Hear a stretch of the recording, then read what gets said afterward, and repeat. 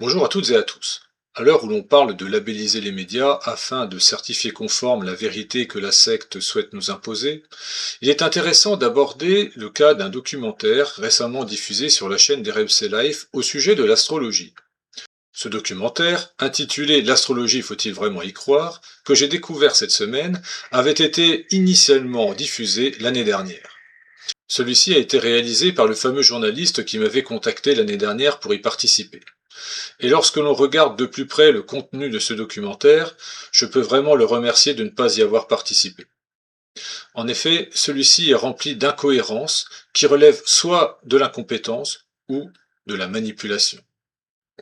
Le journaliste avait jugé bon de se rendre aux États-Unis pour aller à la rencontre d'une pseudo-astrologue afin d'expliquer au monde entier comment réaliser un thème astral.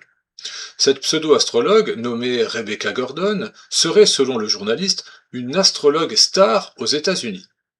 Sauf que lorsque l'on fait quelques petites recherches, on constate qu'elle est loin d'être la fameuse star tant annoncée, puisqu'elle compte même 1000 abonnés de moins que moi, alors que je suis censuré et invisibilisé. Et le pire dans cette histoire, c'est qu'il fait passer cette saisonnologue pour une véritable astrologue. Quelle manipulation! Le plus intriguant dans cette histoire est qu'on voit cette pseudo-astrologue avec un tas de photocopies de cartes du ciel, histoire peut-être de choisir celle qui correspondrait le mieux aux animations astronomiques, et ces cartes du ciel correspondent toutes à un individu né le 16 janvier 1987 à 4h15 à Paris. Il est dit au départ, avec une animation astronomique, que le soleil de naissance de cette personne se trouvait devant les étoiles de la constellation du Capricorne, et qu'elle était donc native du signe du Capricorne. Or, tout astrologue qui se respecte sait que le soleil se trouve devant les étoiles du Sagittaire le 16 janvier au niveau des longitudes du groupe Terebellum. Et c'est d'ailleurs ce que va montrer l'animation astronomique au fil de l'interview, puisque le soleil se trouve bien présenté au niveau des dernières étoiles du Sagittaire. La voix off indiquait par ailleurs que l'astrologue plaçait sur le thème astral l'ensemble des positions astrales observables dans le ciel. On peut subodorer que les cartes du ciel imprimées semblaient elles aussi sidéralistes.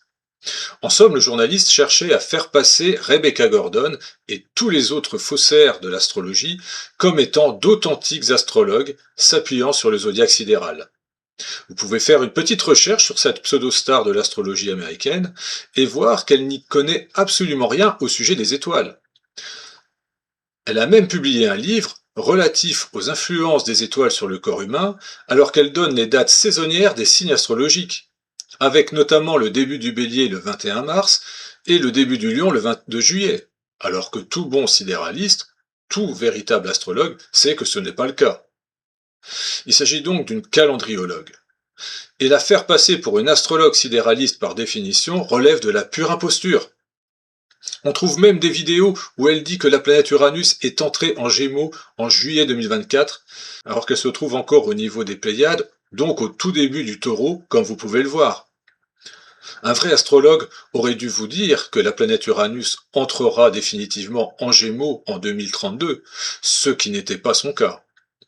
Alors que le journaliste a voulu faire croire que les saisonnologues s'appuyaient sur les constellations pour calculer leur thème astrologique, il n'a rien trouvé de mieux que d'interviewer un astronome que l'on voit une demi-heure plus tard dans le documentaire, qui travaille apparemment à l'Observatoire de Paris, et qui allait dire justement tout le contraire, à savoir que les astrologues d'aujourd'hui n'utilisaient pas les étoiles des constellations, mais s'appuyaient sur les signes saisonniers fictifs qui correspondaient à aucune réalité céleste.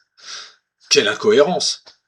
Par ailleurs, l'astronome en question semblait donc ignorer qu'il existait de vrais astrologues utilisant le zodiaque des étoiles. On voit aussi que le documentaire a abordé la fameuse question épineuse du signe du Serpentaire. On y apprend que si le signe du Serpentaire était introduit dans le zodiaque des saisons, le Bélier commencerait le 28 février et le Lion le 21 juin, etc. C'est du délire total.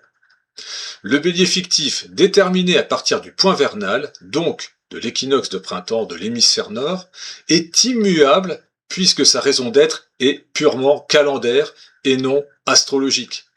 Il ne peut pas débuter au 28 février, qui n'est pas le siège de l'équinoxe de printemps dans l'hémisphère nord. En outre, le bas du classement PISA dans le domaine du journalisme mérite également sa labellisation. On apprendra plus loin dans le documentaire qu'il existerait un engouement astrologique très puissant chez les millennials. Comme vous le savez, c'était un thème que souhaitait aborder le journaliste lorsqu'il m'avait contacté par téléphone.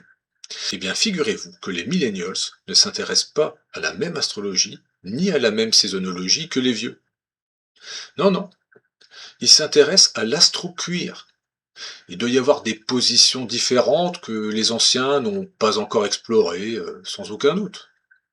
En somme, il s'agissait d'un documentaire orienté aux finalités manipulatoires. Et puis, quelle idée de se rendre aux États-Unis pour interviewer une fausse star de l'astrologie, alors que l'on a Christine Haas, que l'on regorge de mamies voyances et de vieux escrocs en nouvelle lune dans les signes fictifs du calendrier mensuel saisonnier. Pour faire plus international, sans doute. En résumé, ce documentaire n'était pas à la hauteur des attentes, puisqu'il y avait une volonté certaine d'invisibiliser les vrais astrologues, dits sidéralistes, avec pour objectif également de faire passer les faux astrologues, dits saisonotropicalistes, pour des utilisateurs du zodiaque sidéral.